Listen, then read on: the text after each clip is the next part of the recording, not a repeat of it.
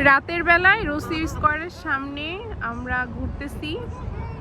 এটা হচ্ছে আমার বাসা থেকে 5 মিনিট দূরত্বে।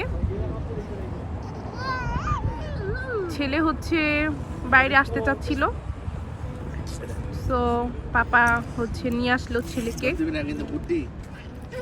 এই যে পাপা একটা দৌড়। পাপা কোথায় যাও? আসো আসো আসো, এখানে আসো। এই স্কুটি স্কুটি লাগবে মাম্মা।